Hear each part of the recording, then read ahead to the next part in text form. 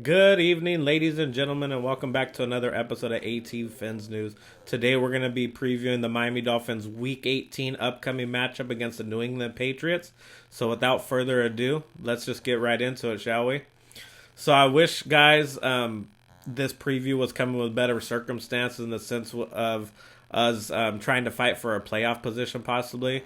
All the Miami Dolphins had to do, as we know, last week is beat the Tennessee Titans, and then pretty much this game against the Patriots would be a winner go home type game. It would definitely be a winner go home type game for us. We'd control our own destiny, but also for the Patriots. And I know a lot of Patriot fans, they won't want to admit it, but they've been writing to me, messaging me, and just talking smack. Everyone knows that right as of right now, the Dolphins are in the Patriot fans' heads in some sense, because I haven't had so many Patriot fans message me about how bad our team is and how we're lucky that we got eliminated when we did, because we didn't want to see the Patriots in order to get into the playoffs. I think they're dead wrong. I think it's more they're relieved that the Dolphins aren't playing this game like a winner go home type game, since we have been eliminated.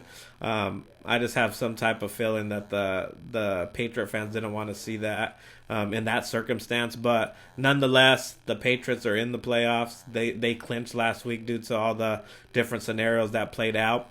So they really aren't playing for anything. They have an outside chance of actually winning the AFC East, but that's going to require the Buffalo Bills to lose to the Jets.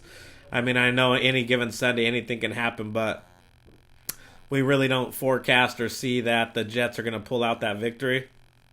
So more than likely, the Patriots are just playing to get ready for the playoffs, which is probably good for them to see this type of defense heading into the playoffs, see what they can do against it so they can get ready for it. But I honestly don't even know how many of their starters are actually going to play this game.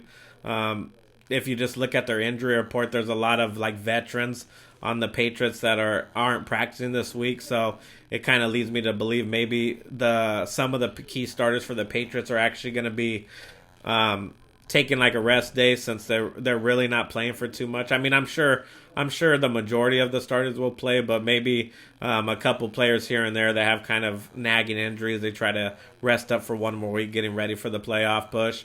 So we'll see. That's kind of interesting to look at when I looked at the injury report. But as far as the Dolphins go, like we said, they're really not playing for much. It's just pride at this point. And it's not like the Dolphins are playing any team. We're actually playing the Patriots. Everyone knows that us and the Patriots have a heated rivalry. So even though they're not playing for anything, I do expect the Dolphins to put their best foot forward and come out and be professionals and try to win the game, just to end the season strong, at least end the season with a winning record. If some of you guys don't know, if we do win this game and we end up 9-8, it'll be the first time in 15 years or something like that the Miami Dolphins posted back-to-back winning seasons in consecutive years. So that's kind of something to look forward to. I have also seen in the social media and in YouTube that a lot of Dolphin fans are saying, I don't even know if I should waste my time watching the game. I'm sure the majority of us are, just because we are diehard Dolphin fans. I mean, it doesn't matter what our record is, just to see our team play one last time to end the year. I mean, I know for me, I'm going to be watching, even though, I mean, like I said, it sucks that we're not playing for anything, but I'll still want to see how this team does and how the coaching prepares this for this upcoming game, since it's really a meaningless game. I hope they come out with some energy. Well, and my hopes, and if one other thing, if you guys seen the call-ups we made from the practice squad, we did activate 2 offensive linemen for this upcoming game, which is really interesting to me. It's just because I think what the Dolphins coaching staff's going to do is they're going to tweak that line a little bit. I expect probably Jesse Davis to not be starting this game, and another lineman just to get some work for the younger players on our practice squad. And that's really what you want to see. You want to see some development. You want to see how good a certain player has done on the practice squad and see if it actually translates to the real life football games instead of just practice. So that'll be really interesting to see if we have any improvement on that line if we take out a couple of our starters, since we all know our line's been, I mean, the whole season's been a talking point. So might as well try something out now to see if you got anything in those players that have been on the practice squad. So I mean, hopefully those guys can come up and maybe help that line improve or solidify it, and know what they have next year going forward. I also expect maybe our coaching staff to maybe even start Noah this game. I mean, I know we've all talked about Noah, how we can't believe we drafted him where we did, but I mean, might as well let him go out there and see what kind of action he can get, because we're never going to know. I mean, we've seen him in prior games like last year against the Bills get torched. We've seen him not play good. He can't even get on the field, and he was a first-round pick. We all understand that, but I mean, what do you got to lose? You're not playing Aaron Rodgers out there. You are playing a rookie and Mac Jones. Put Noah out there, see what you got, maybe build his confidence up, because all of us can agree that I don't think it's Noah's talent that's holding him back. I think it's psychological. So maybe give him that confidence, and that's all he needs to pick up his game, because we all hope so. Even if he's not on this team next year, maybe someone wants to trade for him because he's young, athletic, and he's only getting better. And if they see him do good this game, maybe that'll entice a couple teams if they want to take a flyer on him in the offseason, because you know there are going to be some moving parts on this team moving forward. But I'm getting ahead of myself. That's for the offseason content that we're going to be making here. We'll be going over like the year in review and just our coaching staff to certain players on the team, how they developed over the year. So we'll be coming out with those videos in the future. But let's get through this week. As far as our keys to victory this week against the New England Patriots, right off the bat, I'm gonna say we got to stop the New England Patriots run game. We were pretty awful. We had our worst defensive game as far as stopping the run last week against the Titans. And if you notice, when Tannehill says throwing the ball, it was because of the run game. I mean, he just did hard play action. All of our linebackers would bite up because they were so worried about the running game, because they put over 100 yards on us. And Tannehill had easy throws, wide open tight ends, just running crossing routes. They were wide open because of it. So the first thing we have to do is stop the run game, so Mac Jones can't have that same success like Ryan Tannehill did. We're going to have to play hard-nosed football. And I look for Raekwon Davis to have a bounce-back game, because that was probably his worst game as a professional in 2 years. So I expect him to come out with some fire and have a bounce-back game. And also Christian Wilkins, he's been good all year. But I look for our line, our front seven, to cause havoc as far as the run game. I don't see the Patriots being able to run all over us like the Titans did. Because, man, these guys are professionals. They have pride out there. They're not going to get ran over 2 games in a row. So I look forward to seeing that, but we do have to stop the run game in order to give us a chance to win this game. Another key to victory this week is going to be, we can't shoot ourselves in the foot or make dumb mistakes. We have to play a clean football game, because, as you know, Bill Belichick, he thrives. He doesn't beat the other team. He allows the other team to beat themselves. That's one of his main quotes that he always uses, that more often than not, teams beat themselves than other teams win games. So we can't beat ourselves. We're going to have to play clean football, a lot cleaner than last week, because if it went from fumbling the ball, interceptions, costly penalties, just dumb mistakes that happened last week, it can't happen this week, or this game could get just out of hand as like the Titans game last week, because Bill Belichick thrives under other teams making mistakes. So they need to come out with a focused brand of football and finish the season out strong, man. So hopefully the Dolphins can limit those mistakes in order to have this game be a good football game and an entertaining game to watch to end the season.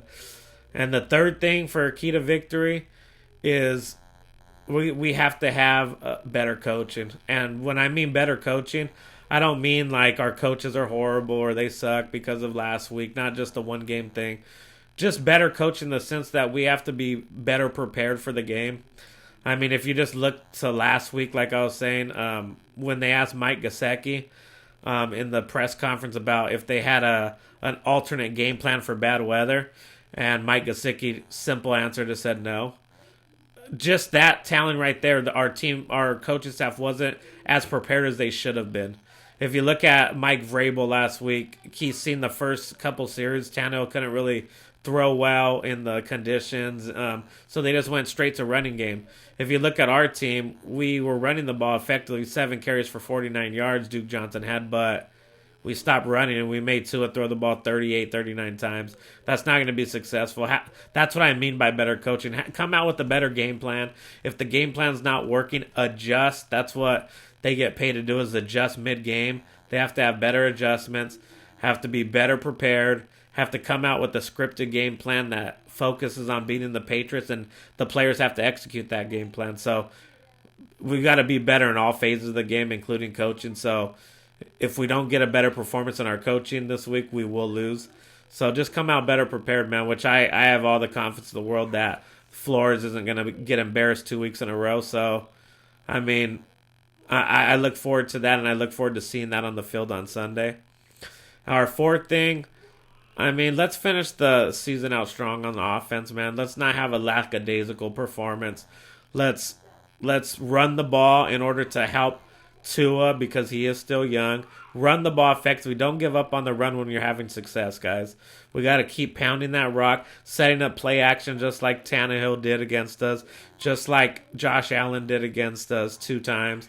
We have to run the ball effectively so the defenders as like the linebackers, and they can cheat in, and then we can hit them over the top. So continue to run the ball. And find success in that area, and we'll be able to come out on top on this game. And the fifth thing, key to victory, is let's get a turnover or two for against Mac Jones. I know he's playing good. Everyone give him all this praise. He's a rookie, this and that. Let's confuse the kid. If we can get a couple turnovers against him, and our offense put up points with those turnovers, a touchdown here, a field goal here, we should be able to come out on top.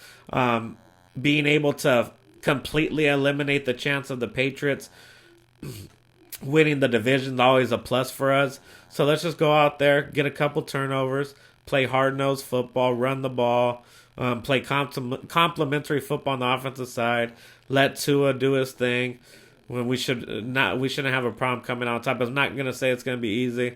But again, we don't know how many starters the Patriots will play, because they might be resting some of them for the playoffs. But just come out with a good plan. Come out with a good product on the field for the fans to enjoy going into the offseason, instead of laying an egg and then all the fan base asking questions on what's going on with this team, what's going on with this coaching staff.